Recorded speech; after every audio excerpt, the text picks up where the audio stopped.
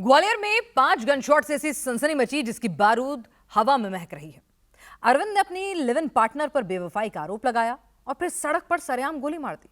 इसके बाद उसने बेगुनाही दिखाने के लिए बाकायदा फेसबुक लाइव किया। फिर 30 मिनट के बाद शुरू हुआ अरविंद वर्सेस पुलिस का चैलेंज गेम। नंदिनी का 5वां प्यार था अरविंद, तो अरविंद की तीसरी पत्नी थी नंदिनी।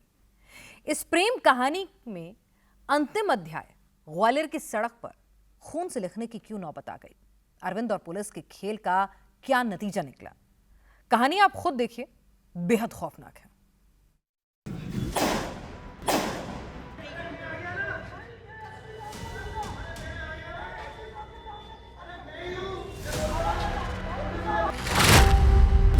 आखिर अरविंद ने नंदिनी को दिन दहाड़े सड़क पर गोली क्यों मारी? एक, दो नहीं, अरविंद ने नंदिनी के चेहरे पर 5 गोली क्यों मारी?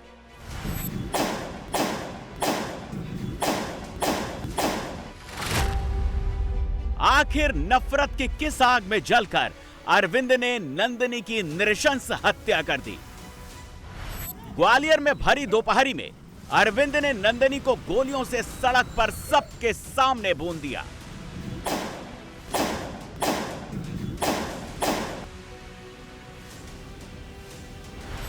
अरविंद और नंदिनी दोनों एक दूसरे को प्यार करते थे। दोनों ने आर्य समाज मंदिर में शादी की थी, लेकिन प्यार के इस खूनी अंजाम ने ग्वालियर में कोहराम मचा दिया।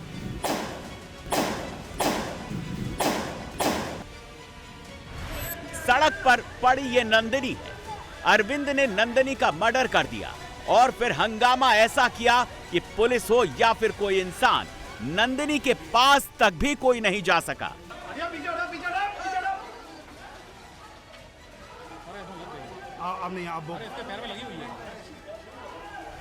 सड़क पर बिखरा ये खून का दाग नंदिनी का है, जिसे उसके अपने ही सुहाग ने सड़क पर गोली मारकर बहाया। ग्वालियर की सड़क पर हत्या का लाइव सीन अरविंद ने क्यों रचा? नंदिनी को आखिर अपनी जान क्यों गंवानी पड़ी? अरविंद नंदिनी की प्रेम कहानी में आखिर नफरत के वो कौन कौन से कांटे थे जिसने नंदिनी की जान ले ली? अरविंद और नंदिनी की खूनी प्रेम गाथा के पीछे की सारी कहानी तफसील से बताएंगे। उससे पहले यह जानना होगा कैसे शुक्रवार को अरविंद ने खूनी शुक्रवार बना दिया।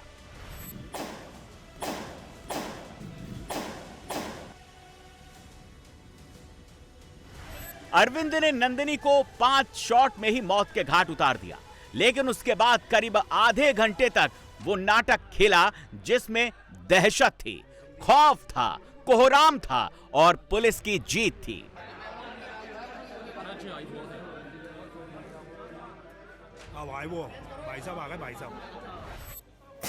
सड़क पर अरविंद को काबू में करने के लिए पुलिस ने कई राउंड टीयर गैस के गोले भी चलाए।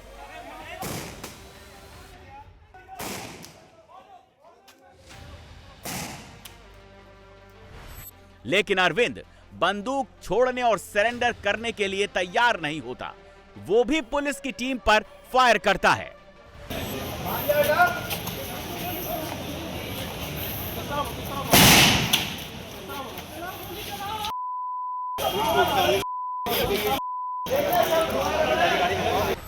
दहशत के इस माहौल के बीच अरविंद को रोकने के लिए, गिरफ्त में लेने के लिए पुलिस के जवान पत्थर भी मारते हैं, ईंट भी चलाते हैं।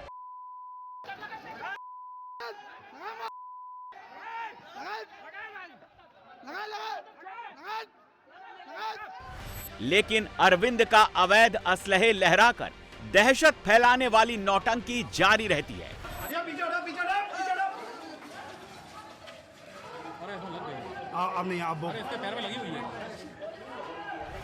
ग्वालियर की सड़क पर नंदिनी बेसुध पड़ी है। सामने अरविंद मध्य प्रदेश की पुलिस को सीधा चैलेंज दे रहा है, बार बार ललकार रहा है। अब बारी पुलिस की थी। पुलिस टीम ने 2 बार टीयर गैस का फायर किया।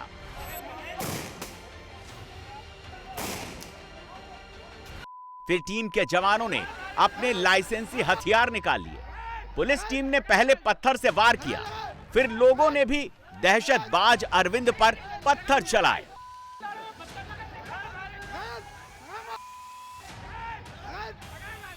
और इस हमले में अरविंद जब तक संभल पाता तब तक पुलिस ने अरविंद को काबू में कर लिया।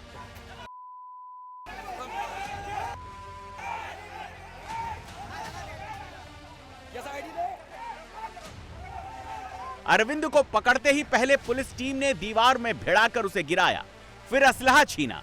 उसके बाद लोगों ने भी उसकी पिटाई शुरू कर दी।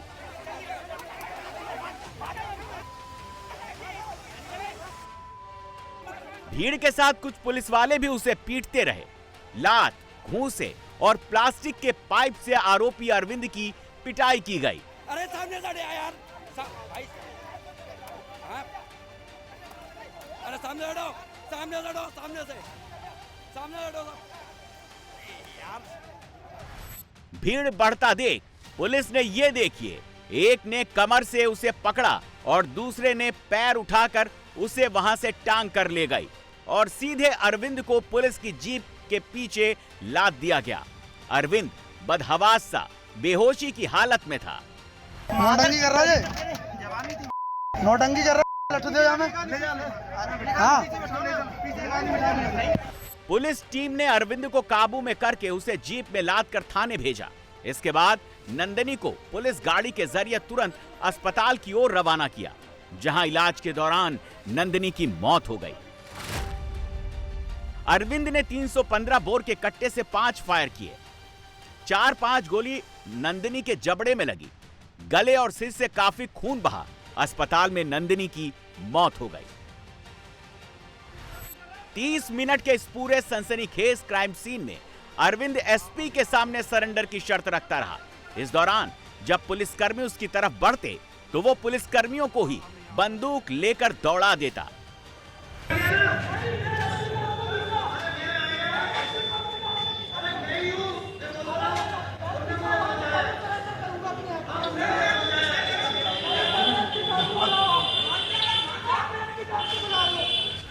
अरविंद के दिल में नंदिनी के लिए नफरत की आग इस कदर जल रही थी कि नंदिनी को गोली मारने के बाद अरविंद ने फेसबुक लाइव किया और नंदिनी की बेवफाई की कहानी सुनाई।